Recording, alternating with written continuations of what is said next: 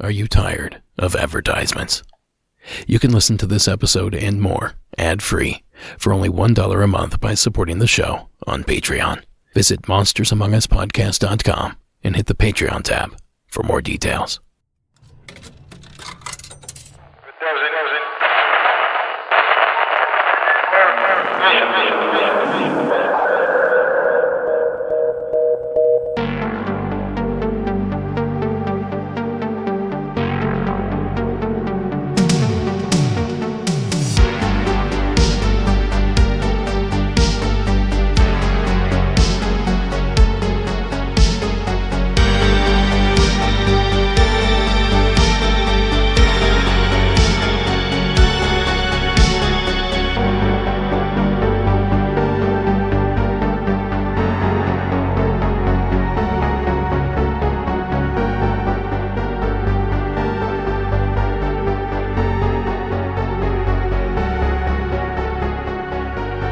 Good evening and welcome to Monsters Among Us. I'm your guide, Derek Hayes.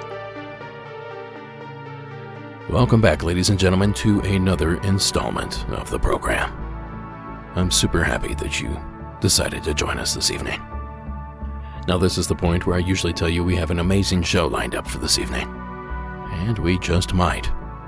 The issue here is that I just don't know yet, because tonight is yet another grab bag episode. I kind of ran out of time this week.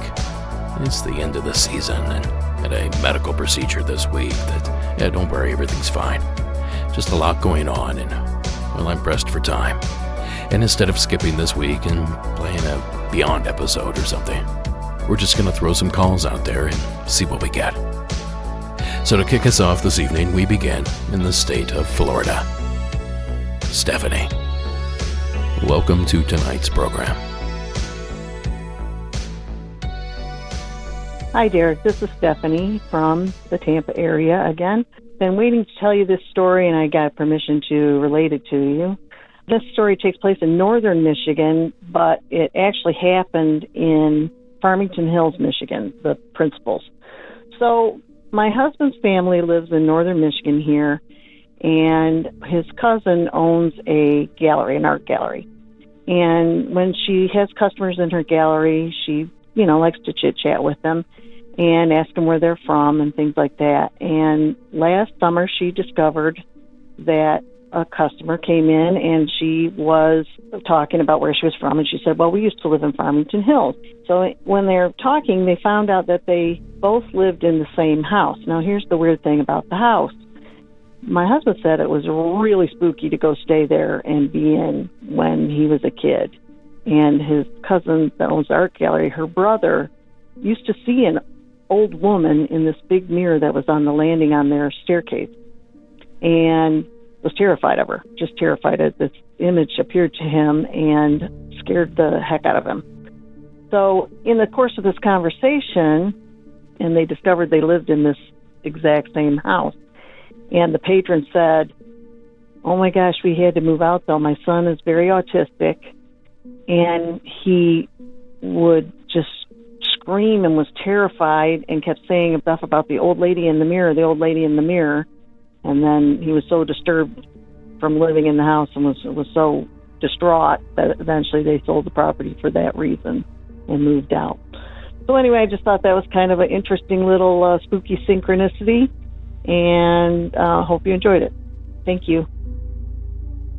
Thank you, Stephanie. The same house. What a coincidence. Seriously, what are the chances of that? Seems pretty slim to me. But not slim enough that it doesn't happen because obviously, well, it did. And how about that validation? 2 different kids. 2 different generations. The same spooky old lady reported. Well, that's some spooky stuff and one hell of a way to kick off this grab bag episode. So thank you again, Stephanie, for taking the time to call in. Now, another element of the grab bag series is minimal commentary.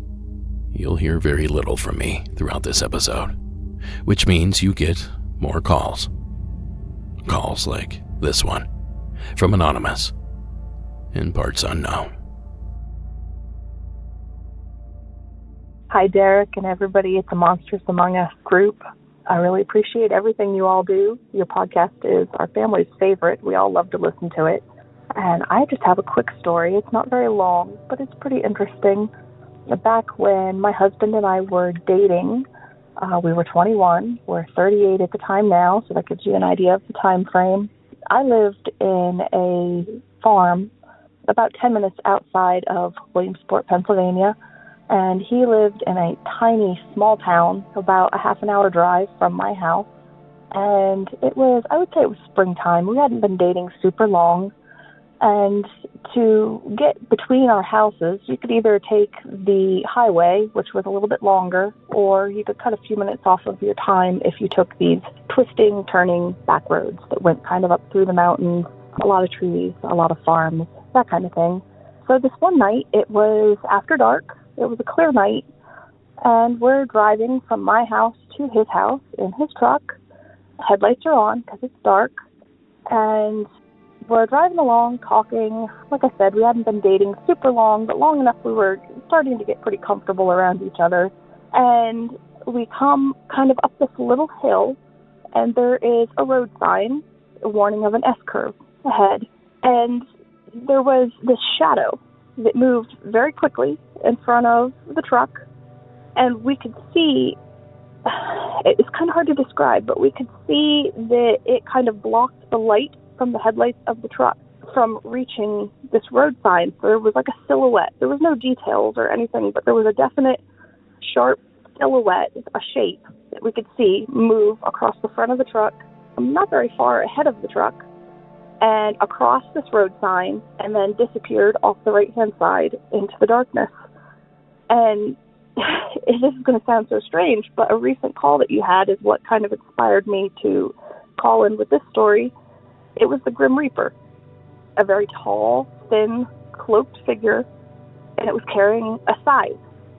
So that was it. That was the entire sighting. We both kind of got quiet, and we looked at each other and kind of said, "Did you see that?" And we both agreed, yeah, we saw the same thing. And I don't know, it's just something we still occasionally talk about to this day. I have absolutely no idea where he was headed to. There's nothing out there, and nothing bad happened in either of our lives, so it doesn't seem to have been a bad omen. But yeah, so thanks again. I hope you can use this story. You guys have a great day. Thank you, caller. There's that Grim Reaper character again. Now, we've been doing the show for over 8.5 years now, and every once in a while, every 6 months or so, I get a call exactly like this one, describing some sort of Grim Reaper-esque creature, entity, or person, perhaps, sighted in a strange, empty, darkened place. Now, I'm honest in saying that I have no idea what any of that means, but part of me really enjoys the idea that maybe something like that is roaming around out there. Well, either way, we thank you, caller, for sharing your entry. And if you're out there listening and you have a story you would love to share here on the show, simply call our hotline at 888-608-NIGHT. That's 888-608-NIGHT. Or you can record your story as a voice memo and email it to me at monstersamonguspodcast@gmail.com. Sort of your last call for hometown legends. If you got one, get it in. And don't forget, I still need those amusement worker calls for the amusement worker special. Upcoming. Now, a quick reminder that includes a lot of entertainment industries. Tour guides, campgrounds, resorts, swimming pools, zoos, stadiums, casinos, stuff like that. If you work with people that are quote-unquote amused, I'd say you qualify. Now, folks, speaking of qualifying, this next entry qualifies for downright terrifying.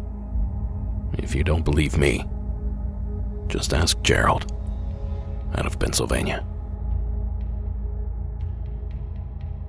Hey, Derek. This is Gerald from Reading, PA.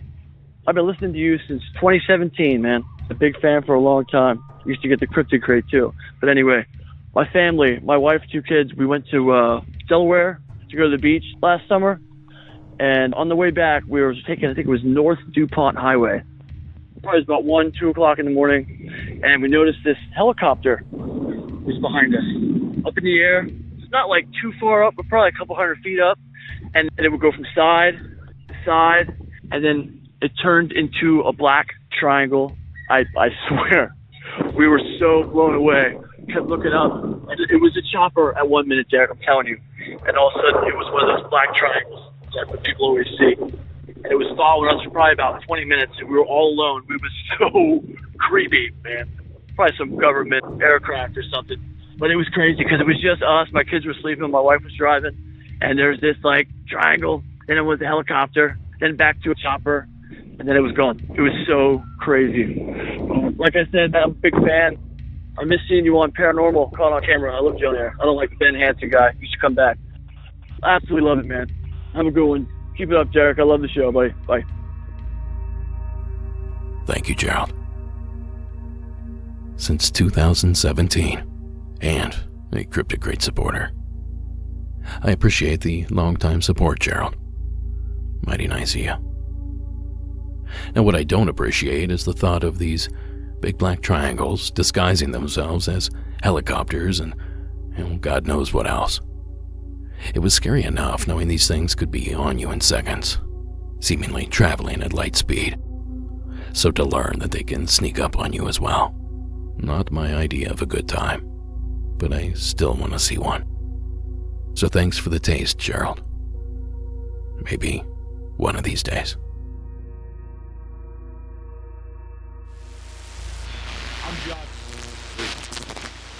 Add more space for the... Now, you know, when the weather's nice outside, I'm a lot more active. Whether I'm kayaking on the lake or out for a hike, or maybe I've fueled up the buggy for a spin. But I need to make sure that I'm fueled up as well. In fact, there's no prep, no mess. Chef-crafted meals make sure no matter how busy I am, I always have time for a nutritious, great-tasting meal. With 35 different dietitian-approved meals and more than 60 add-ons to choose from every week, I'm never bored. And I'm eating healthier and, more importantly, avoiding expensive fried takeout. Now, Factor has restaurant-quality meals with premium ingredients like filet mignon, shrimp, and blackened salmon. I don't even have to make a big mess in the kitchen to enjoy these great flavors. And in my most recent box, I tried the cold-pressed juice variety pack and was blown away by how good the juices are. And seriously, they sent me 8 of them, and I'm shamelessly hiding them from Sarah. Anyway, Factor meals are ready in 2 minutes, and they come straight to my door. No shopping, prepping, cooking, or cleanup required. You can choose from 6 menu preferences like Calorie Smart, Protein Plus, and Vegan and Veggie. And they're perfectly portioned, which makes meeting your health goals so much easier.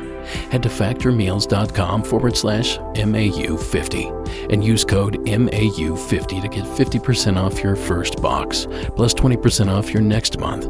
That's code MAU50 at factormeals.com/MAU50 to get 50% off your first box, plus 20% off your next month, while your subscription is active. Repeatedly had nothing. It's not exactly close.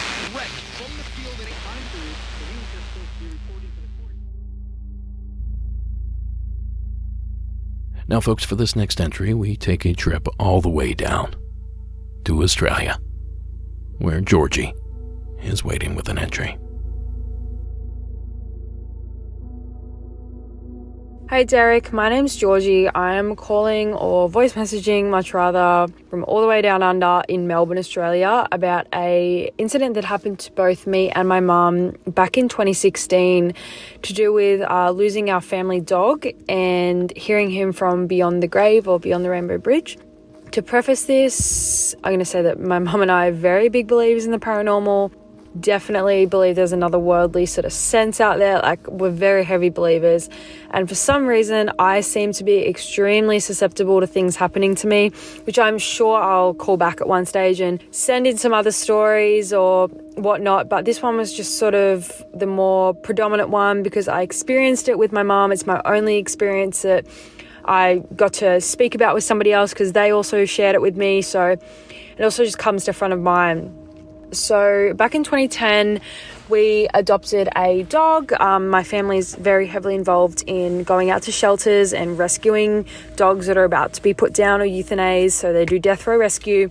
And we had this dog in our care, and it was just obvious from day one he was my mum's dog, and they just had some otherworldly bond, like they'd been together in a past life. They just loved each other so much, and we all loved him, but mum was his favourite, that's for sure. So anyways, fast forward to about 2016, 2017, I think it was around the end of 2016, and his health deteriorated really quickly, totally out of the blue, which was unusual because he was only like 6 or 7 and he was very healthy. We'd taken him to the vet all the time, got his checkups, etc. But anyways, he fell sick very quickly, and it was very evident that he was in a lot of pain. And excuse my impression, but this was him for about 2 weeks. It was the whole just crying and crying and crying. And it was heartbreaking. Absolutely, I could tear up thinking about it. It was heartbreaking. He was in so much pain. He was crying. It got to a point where mum would sleep downstairs with him every night just to make sure he was okay. In this time, he was back and forth with vets. Vets couldn't figure out what was going on with him. And then finally, about a week or 2 later, they found out he had rapidly spreading a spinal cancer, and that the only option was to put him down because he was just going to continue to be in pain. Which, for any animal lover out there, it's just the most gut-wrenching pain. I'm sure a lot of people can sympathize with that. It is just so horrible. And anyway, so that decision was made, and everyone was upset. Everyone was devastated. It was just so, so horrible. Don't want to keep talking about it because it'll make me tear up.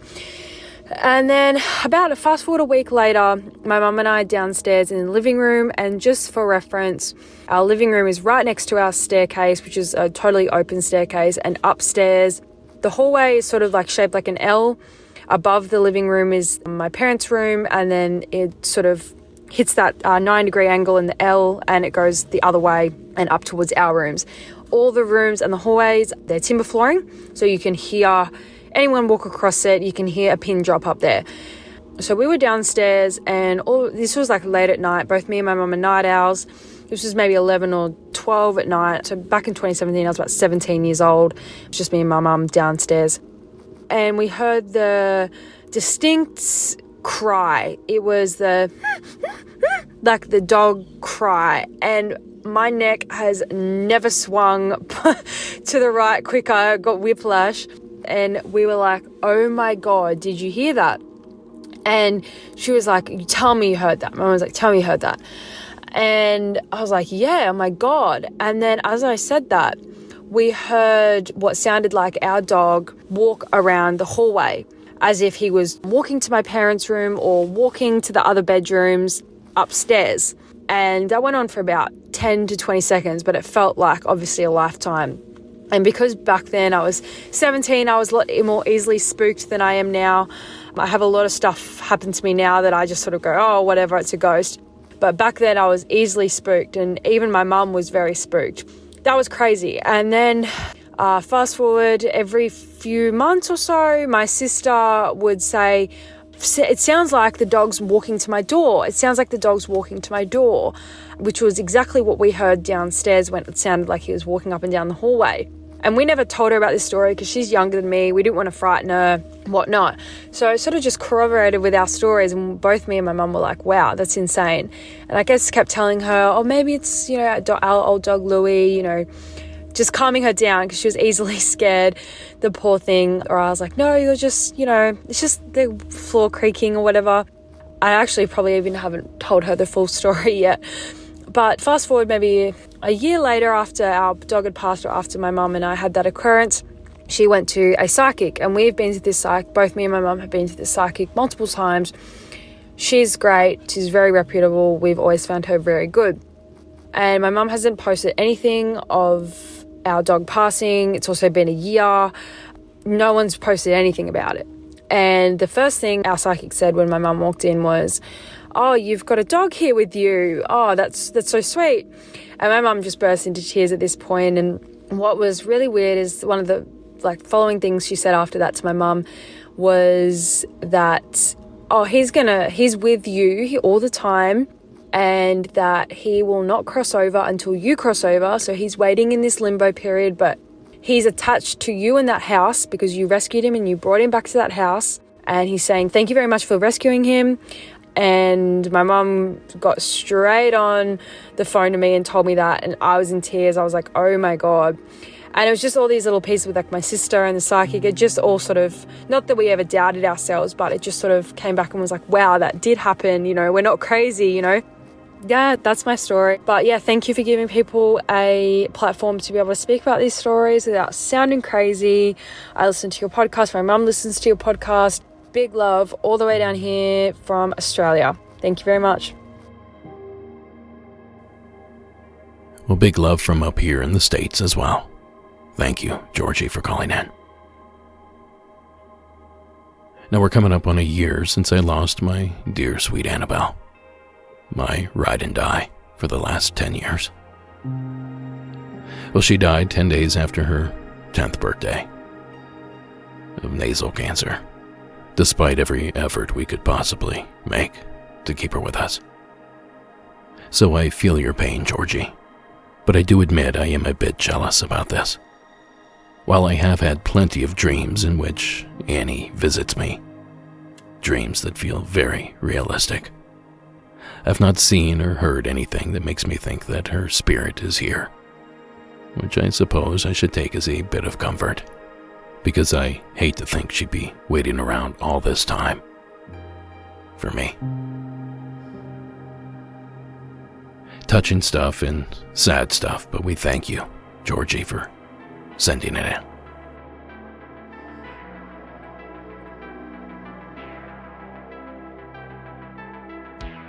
Now, folks, before we move on, I have a very important, very quick announcement to make. If you tuned in a few weeks ago, you learned that beginning the first week of September, my team and I will release a second show per week, a Tuesday episode that will deep dive on a single subject. And based on the reaction I received about that announcement, many of you are very, very excited about the expansion. But I hope that you saved a little bit of that excitement, because I have one more announcement to share. Launching that same week, the very first spin-off in the MAU universe, Monsters Among Us Jr., an all-kids edition of the program. It will air every Wednesday and will feature calls from our younger listeners. From learning to walk to learning to drive, we cover it all at Monsters Among Us Jr. And this time I'm not doing it alone. I'm excited to announce my co-host on this venture, our very own MAU Meemaw, Delaney Bowers. Now, folks, this is a separate podcast, so I need you to go subscribe. I've linked to the brand new show in our show notes, and it's also found over at our social media pages, or you can just search for Monsters Among Us Jr. on your podcatcher. Now, the very first episode drops on September 4th, so be sure to catch it when it falls. Now, real quick, Monsters Among Us Jr. will play exactly like the main show does. Listeners call in and we discuss the tale. And that means there is a brand new hotline, just for kids. 1-833-MAU-KIDS. That's 833-MAU-KIDS. Now, a couple of rules to that hotline. All calls must be short. Monsters Among Us Jr. has a shorter runtime than the main program, so in order to get through as many calls as we can, please keep them under 2 minutes. And all calls must be true experiences. No ghost stories, no creepypastas, nothing like that. And lastly, please get your parents' permission before you call in. We can't wait for you to join us over at Monsters Among Us Jr. But for now, let's get back to the program. This next call comes to us from the state of Arizona. Abby, welcome to tonight's program.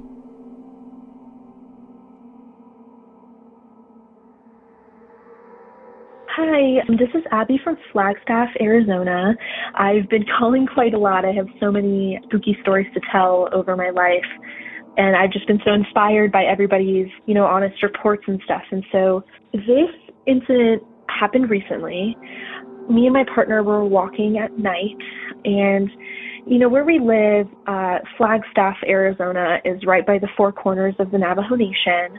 And so we have a lot of skinwalker stories and experiences and advice. I used to have Navajo roommates that would tell me, different ways to keep skinwalkers away from you using ash and things like that. But so me and my partner were walking our dog, and it's nighttime. It's probably like 8 o'clock, 8:30. It's summer, so crickets are out and people are watching TV and all the things, but it's dark outside. And so we start walking, and there is a woman parked with her brights on. And it was a super weird place to park. We don't have street lights or sidewalks even. And so she was just kind of like randomly parked on the side of the road. It was just kind of weird, right? And it's pitch dark outside with no street lamps and whatever. So I was kind of annoyed, but we keep walking, and we go up this hill, and we hit where the road plateaus and it goes straight. And in the distance, we hear a piercing baby cry, as if a baby just started crying in the middle of a tantrum. Now, I know the first response is going to be, well, there's animals that make baby cries. We looked it up later, and none of them fit what we heard. It was probably the most real baby cry I've ever heard in my life, and I'm a child social worker of a decade. So it was odd, and it was in the middle of nowhere, and all of a sudden it stops, as if it had never even happened. And we're looking, and in the middle of the road, we see a tall, pale, skinny thing. It didn't look like a person. It was like too tall and thin to be a person.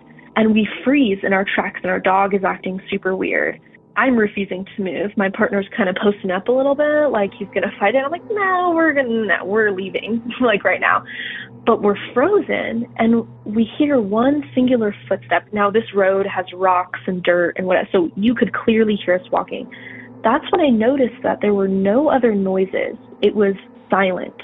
Again, usually people are up, people are watching TV. This is a type of neighborhood, people leave their windows open, and so you can hear the TV. There's crickets, there's dogs, and it's not even that late. So it was weird how silent it was.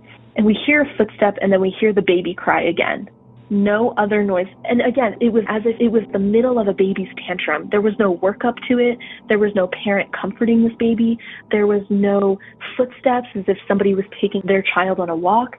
It was just a baby cry in the middle of a tantrum, and then silence, as if it never happened at all.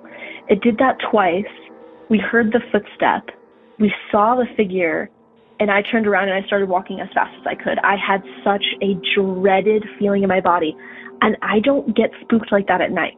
Usually it is somebody just walking their dog, and we've seen people with their crying babies walking them before, and it's been fine. And so there are things that you expect from specific noises, like a baby cry, that just were not there. There was no parent comforting it. Again, super, super weird. And as we're walking back down to our home, in the distance, in the same direction, is a woman's piercing scream and silence.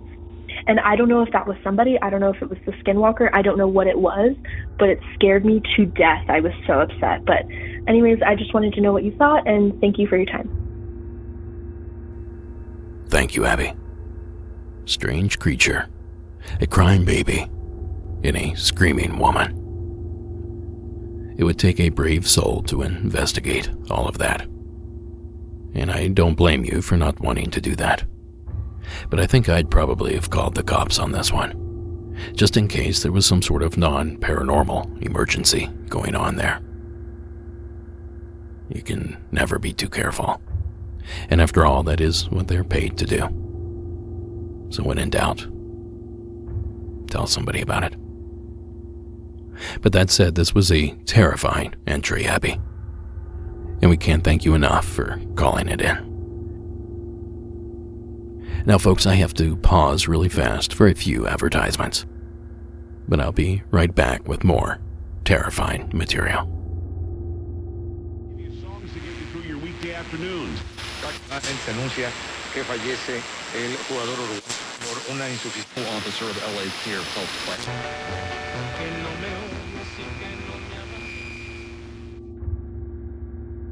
Now, based on the short description given on this next call, it sounds like it could be a wild ride. So please join me up in Canada. Welcome to the program.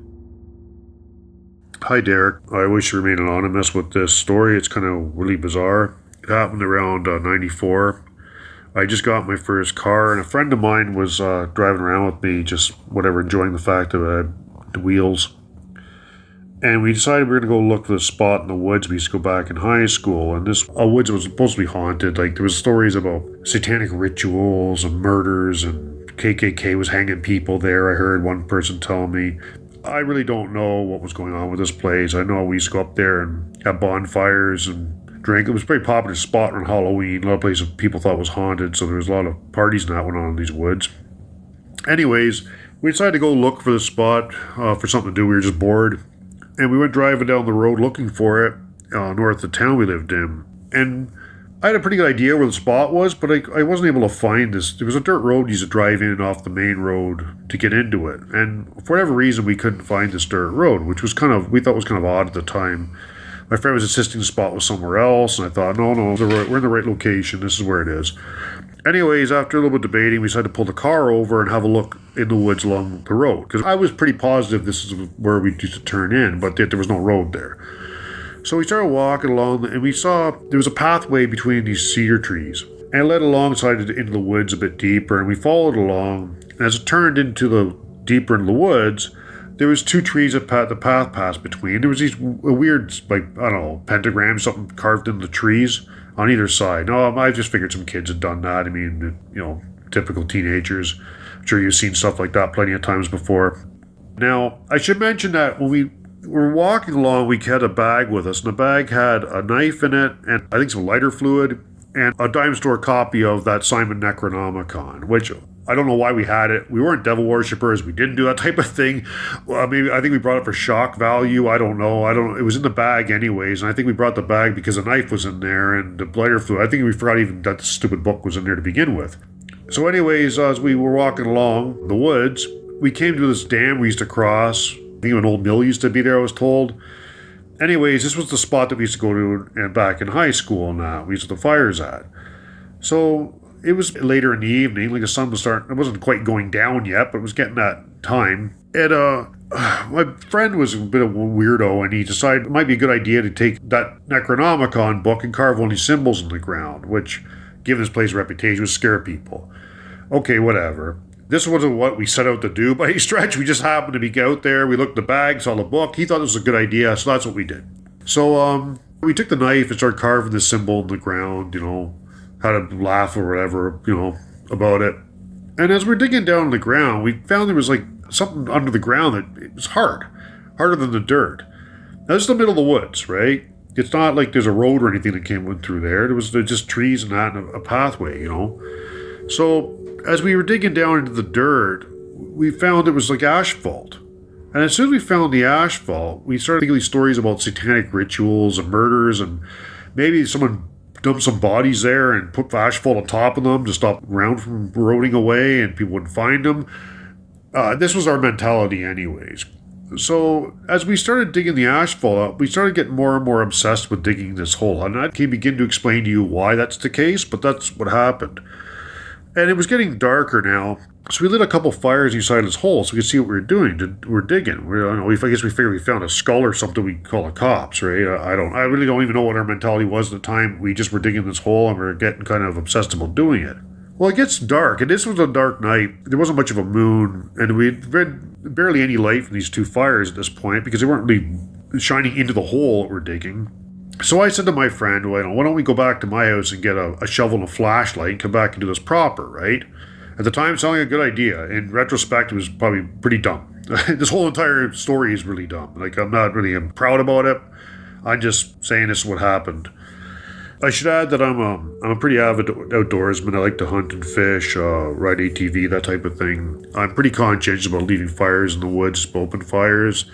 That's a big no-no. I don't want to deal with a forest fire. I think that's horrible. People that do stupid things like throw cigarette butts down the ground, don't put them out properly.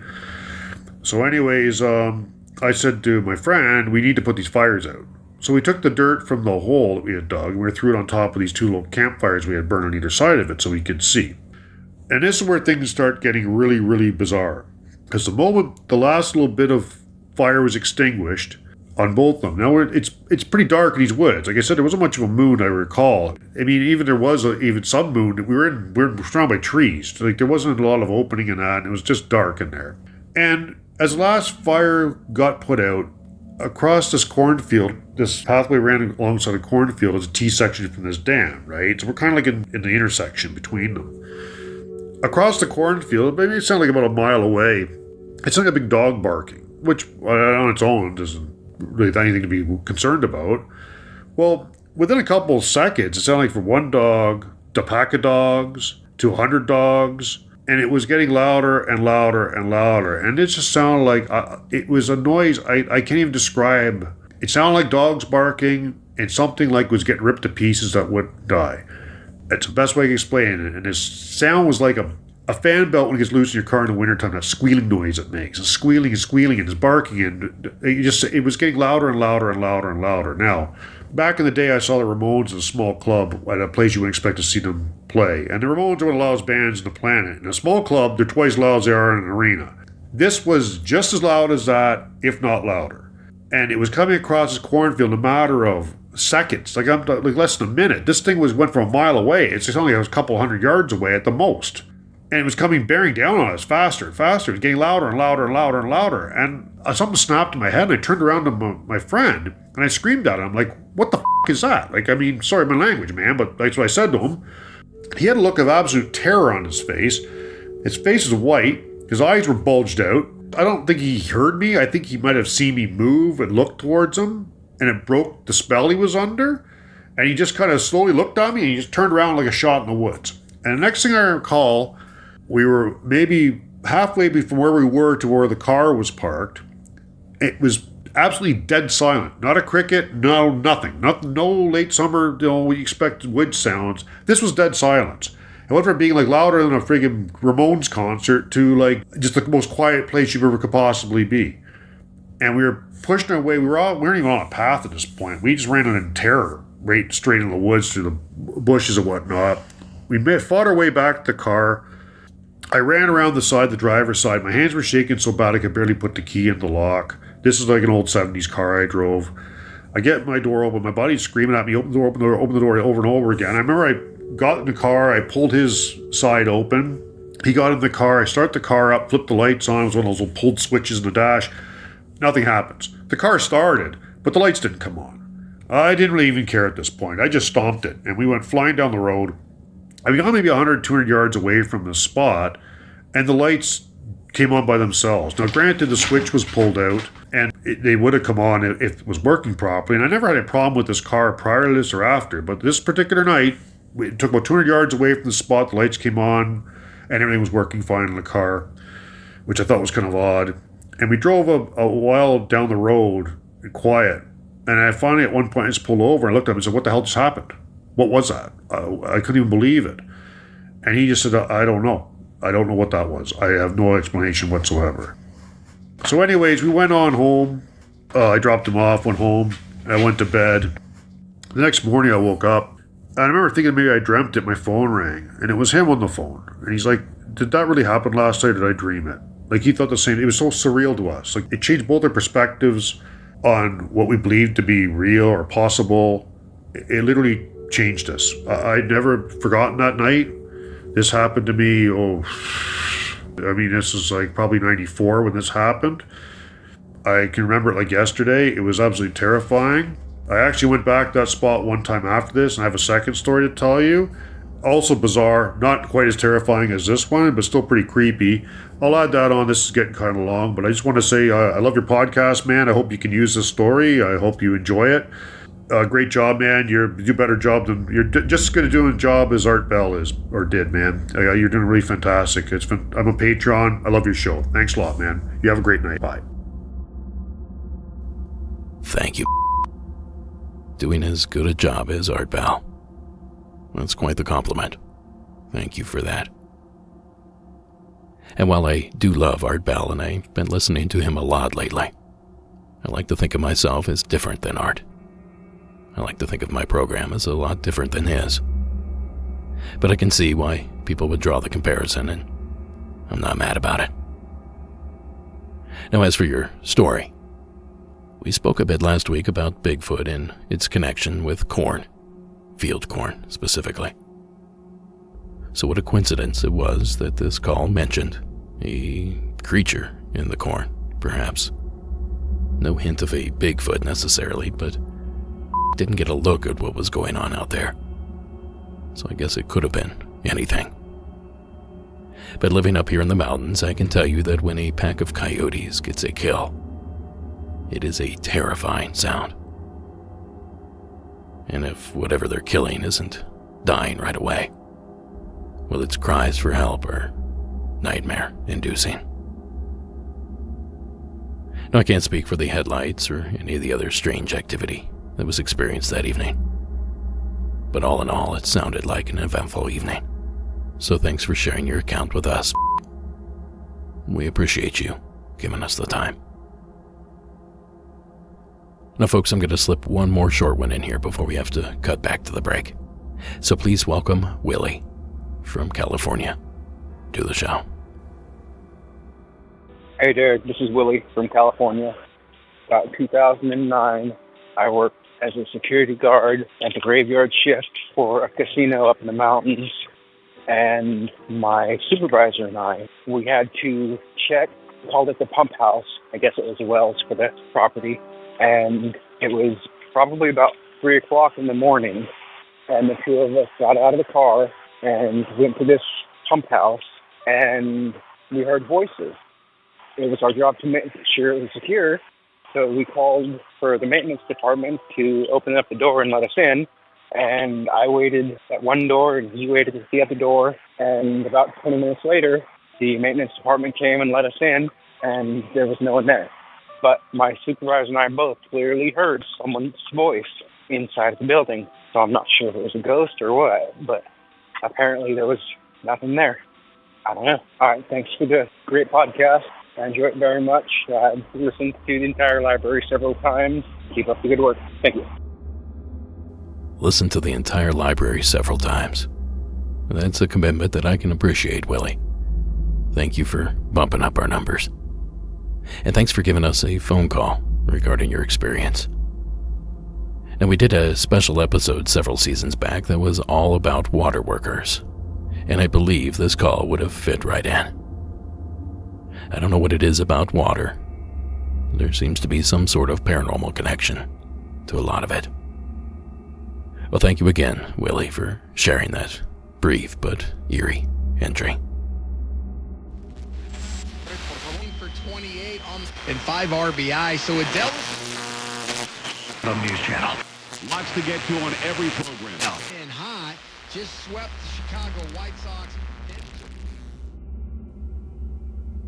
Now, if you would, join me in Tennessee for this next submission.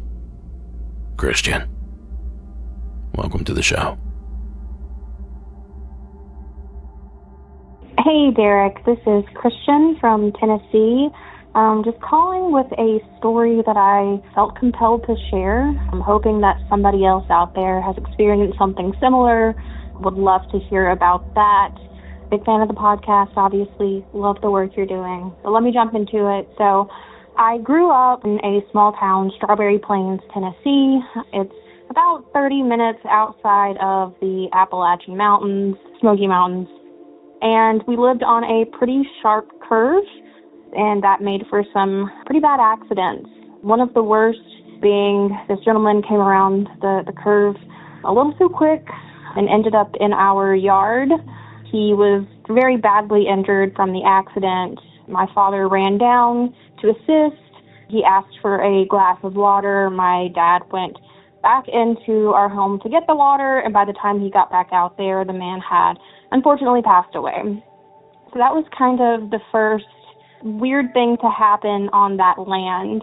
It was a pretty standard piece of property. I had neighbors on one side, neighbors on another, and then there was just pasture in the backyard and pasture across the street.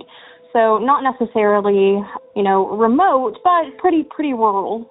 There was always that sort of lingering sense of weird when you live anywhere like that. One night, this was many years later after that accident, I had fallen asleep and I had never had a night terror before, so for me this was real. But since then, I learned that night terrors are a real thing, so it was likely just that. But I woke up and my mom was sleeping with me that night, and I rolled over and there was an angel sitting atop her, sitting on her lap, kind of looking over her, who looked just like her, which was a strange tidbit, which scared me. So I remember I rolled over into my pillow and closed my eyes, and all I could see was a very badly injured man sort of suspended on a cross with flames behind him and crows, and it was a really ghastly scene, something that I couldn't have come up with on my own I guess I was, 7 or 8. I had not known about the accident, so knowing about, some badly injured person on the property, I had no idea about. Never really, put it together that those two might be connected until I got a little bit older. I don't really know how the cross comes into play.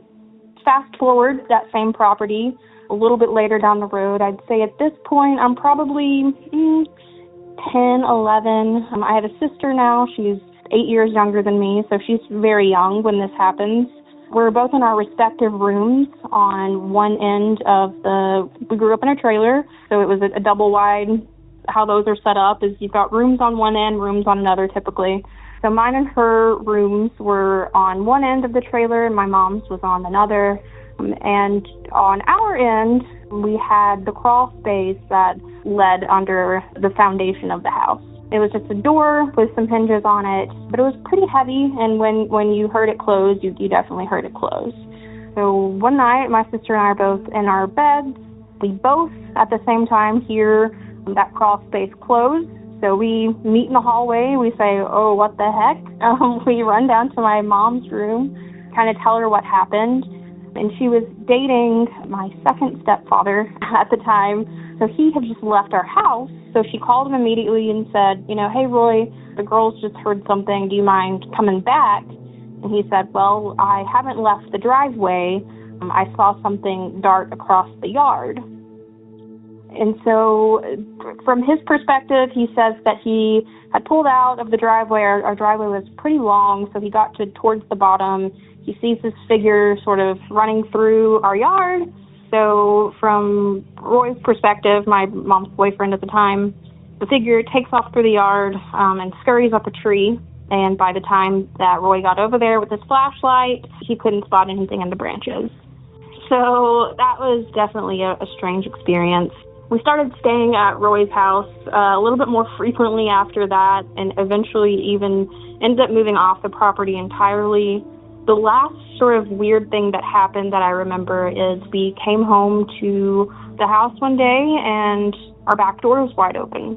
We went through the house taking inventory of, anything that might have been taken, and the only thing that we could account for being actually gone was our digital cameras. So very strange that someone might have wanted those pictures of us for whatever reason, someone or something. Still not really sure what to make of all of that. Don't know if any of it is connected even at all. Maybe it's just a string of strange stories that happened on this specific spot of land. Hard to say. Either way, just wanted to share that. Wanted to see if anybody else maybe knows anything about a guy that steals your cameras and takes off through your yard. That sounds familiar. Would love to hear about it. Thanks again, Derek. Thanks for what you do. You really give a community to us weirdos, and Lord knows we need it. All right, take care. Bye. Weirdos are always welcome here. Thank you, Christian, for calling in. Now, I hate the idea of people losing their lives in an automobile accident, but I'm kind of fascinated by the thought of a specific curve in the road being haunted by several souls, victims of the dead man's curve. I suppose it's a romantically creepy notion, but it was a great story, Christian, and we get even more instant confirmation, because good old Roy saw something that seemed to spook him as well. Now, I couldn't tell you anything about the missing camera, but I can tell you that this was good stuff. And we thank you again, Christian, for calling in. Now, real quick, I have one more big announcement for you this evening. And I know it's only August, but Sarah tells me the pumpkin spice latte came out this week. So who says we can't launch this year's Monsters Among Us Halloween t-shirts today. This year we have an awesome comic book style Black Eyed Kids Halloween t-shirt created by the talented artist Brian J. Giordano. Just head over to our social media pages to check it out, or visit the Monsters Among Us shop to have a look and pick one up to celebrate the beginning of spooky season today. It's monstersamonguspodcast.com and click the shop tab. A big thanks to Brian for that amazing artwork. I think you guys are really going to enjoy this t-shirt. And a big thanks and props to Sarah for putting it all together. Now then, on to tonight's final entry. And this one comes to us from my boyhood home of Ohio. Candace, welcome to the show.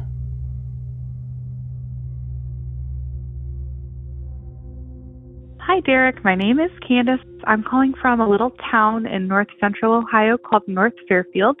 My experience takes place in June, July of 2023. We purchased an old farmhouse that we were fixing up, and we couldn't stay there, so we were staying with my parents about 10 minutes away. And one night, it was really sunny. It was a really nice day. It wasn't too humid like some Ohio summer days can be. It was sunset, but it was still very bright outside. Like I said, it was sunny. It was a beautiful day. So we were on our way home, and at the end of our road, there's a stop sign. While we're at the stop sign, my husband and I are looking straight ahead of us, and we see this weird rectangle shape in the road, but we're too far away to completely tell what it was. So as we're getting closer, I say to my husband, I said, "Hey, do you see the person in the road?" Because at this point, it looked like just a person walking down the road, which isn't unusual for our area. And he said, "Yeah, I see them." Well, as we get closer, the person just disappears. We didn't go over a hill or anything. There was no reason why this person should have disappeared. We just watched them just disappear. So he slows down. We look to see if maybe the person just, went into the field. We thought maybe they needed help. Well, in the field, there was a little low part around beside the two fields in a ditch. And it was a shallow ditch, so it really, wasn't that deep. And there was a very dense patch of fog in this ditch. And my husband and I look at each other, and he's like, "That's kind of weird." And I'm like, "Yeah, I agree."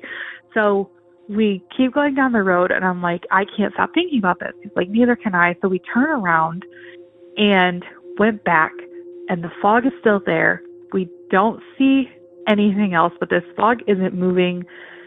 It's not spreading. It's just staying in this one part. So since we turned around, we went a new route home. So we are about 8 minutes away from our house, almost to my parents' house.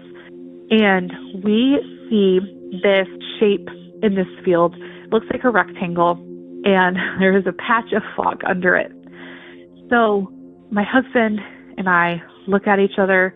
He's like, "I don't want to be out anymore. I just want to be at home." So we kind of just quickly go home, and we talk about it, and we have no idea what we encountered, what we saw. It was just a spherical shape, just like we saw before on the other road, that then turned into what looked like a person and then disappeared, and the fog was still there. But this shape wasn't moving. It was a rectangle. I guess you would say it was like silver, but it was enwrapped in like the fog. The fog was below it. So fast forward 2 days, we're sitting on the deck enjoying the sunshine, and we hear this engine noise that winds down and then winds back up. And if you've ever watched Star Wars, when they're racing in those like big man-made cars, that's kind of what it sounded like. So my husband and I look at each other. We look in the sky. It was no clouds in the sky. We didn't see this machine that made this noise.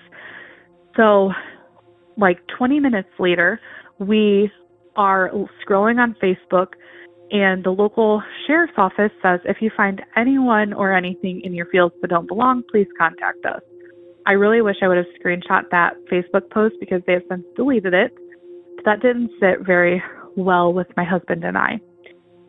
2 nights later, my parents were driving about 5 minutes down the road from where we initially saw this person walking down the road. And my mom calls me and she's like, we just saw this car pull out of this path. It's not even a driveway. Where they saw this car is a little valley. There's no houses. It's just a patch of grass with a path where usually a police officer sits to see if you're speeding. So she says it was really foggy and we watched this car pull out. By the time that we got up over the hill, the car was gone. There was nowhere for this car to turn into. It was just ditches on the side. There was nowhere for this car to go. So she was freaked out by that. So her and my dad and my husband and I really don't think that it was a coincidence that they saw a car that was black at night pulling out of a dense patch of fog where there was no fog anywhere else. And I can't help but to think that maybe it was the Men in Black about what the sheriffs had posted on their Facebook page looking for anything that didn't belong the days before. So that's my story. We haven't had anything like that happen since then, but I'm really curious to hear what you have to say about it. Thanks for all that you do, Derek. Bye. Thank you, Candace. Well, let's start off with this. I did do a little bit of digging on this call. It fascinated me. So many occurrences, so many similar occurrences, and all in a cornfield in the middle of nowhere. So like I said, I did some digging, and I guess to my surprise, I found absolutely nothing. Not a single mention of anything that Candace spoke about. Now, of course, that's not to say that Candace is lying or making any of this up. It's just that no one is talking about it. Now, another thing I couldn't help but notice with Candace's entry is the correlation to a very, very famous UFO and possibly alien encounter. And the coincidental part here is that it took place only about 150 miles away from where Candace had her experiences. In November of 1966, a sewing machine salesman named Woodrow Derenberger was traveling from Marietta, Ohio, south to his home in West Virginia. And when he passed by the Parkersburg area, he noticed a strange craft parked in the middle of the interstate. Derenberger got out to investigate, where he met a man named Indrid Cold. Now, Cold was a strange-looking fella. He had pale skin, a strange outfit on, and a grin that was plastered from ear to ear. But the strangest thing about Mr. Cold is that he didn't speak with his mouth and his voice. He spoke with telepathy, directly into Woody's brain. Now the story gets a bit convoluted from here. They have several more run-ins, and Woody even seems to befriend Indrid Cold at a certain point. But we'll get into all of that at another date. But frankly, I couldn't help but notice the similarities between Woodrow Derenberger's account and the strange goings-on around Candace's farm. Now, outside of those coincidences, I have no proof that the two are connected, but it's certainly fun to make those assumptions. Now, my only hope here is that somebody listening may have some input on what might have been going on there in North Fairfield. So if that's you, give me a call, 888-608-NIGHT, and maybe we can get to the bottom of what's going on up there. Until then, thank you so much, Candace, for taking the time to share that story. And quite the story it was. And folks, that's going to do it here for this Grab Bag episode. I can't thank you enough for tuning in here this evening. I had a good time going through these calls, and I hope you enjoyed them as much as I did. Now, Monsters Among Us podcast is written and produced by me, Derek Hayes. Copyright Red Crow Media. Additional support is provided by Sarah Carter Hayes and Delaney Bowers. All media used in this production is done so under the protection of fair use. Please give us a like and follow in social media, wherever that is. And please give us a like and follow at YouTube as well. We could really use the help over there. Don't forget you can catch the show on the UnX Network every Saturday evening at 11 p.m. Eastern. Just visit unxnetwork.com to learn more. And finally, tonight's score was provided by Iron Cthulhu Apocalypse, Code.ag Music, and Carl Casey at White Bat Audio. Thank you so much for listening. I'll catch you guys back here next week with a brand new installment. And until then, keep it spooky and have a good night.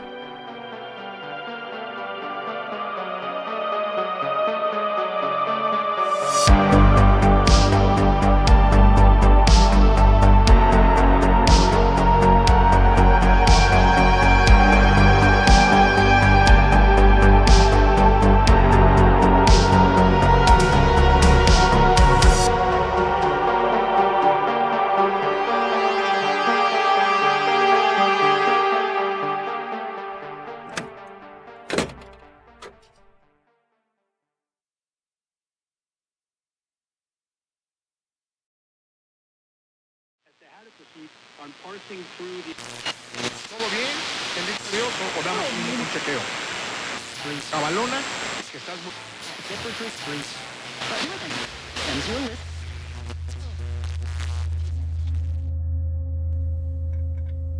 Now, to catch tonight's secret entry, you're going to have to join me over in Kansas.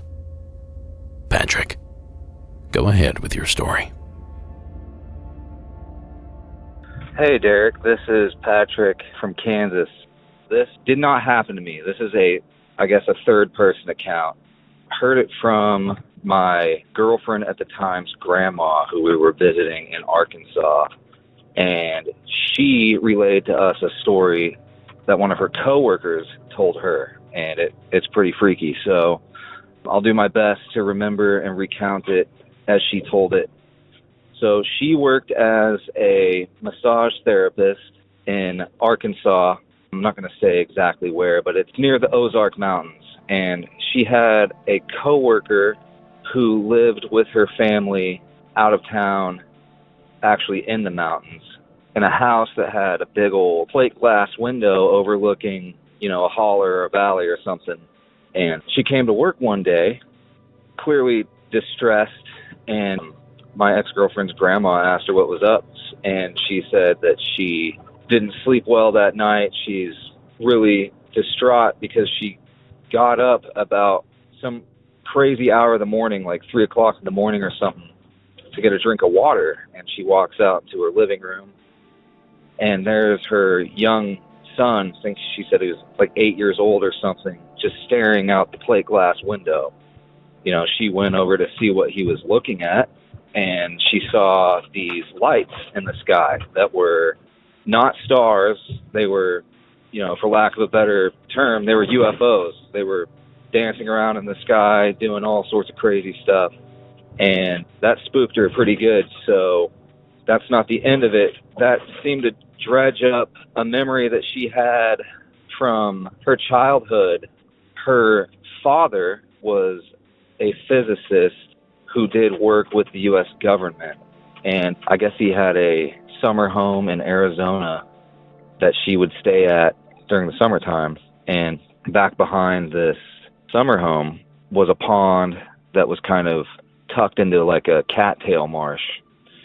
And she said she would go swim back there on those hot summer days in Arizona. And one day she is walking back there, and the pond itself is obscured by this cattail marsh. So the path comes around, and, you come around the cattails, and then you can see across the pond and to the other side, whatnot.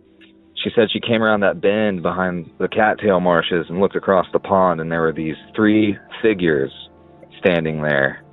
She said they were tall, slender, identical, not human, but didn't really get any other details beyond that. And that was the story relayed to me. That, man, it freaked me out when I heard it. So hope you can use that. Love your show. Take it easy. Bye. Thank you, Patrick, for sharing the story. Now, I'll come clean, I'm not a huge fan of secondhand stories, but they usually tend to be pretty good. Because if somebody's taken the time to tell someone else's story, well, there's probably some substance to it. Now, it seems like this might have been a third-hand story, perhaps, and the waters certainly get more muddied in tales like that. But come on, aliens in Kansas. What a tale. And thank you again, Patrick, for taking the time to share it here with us.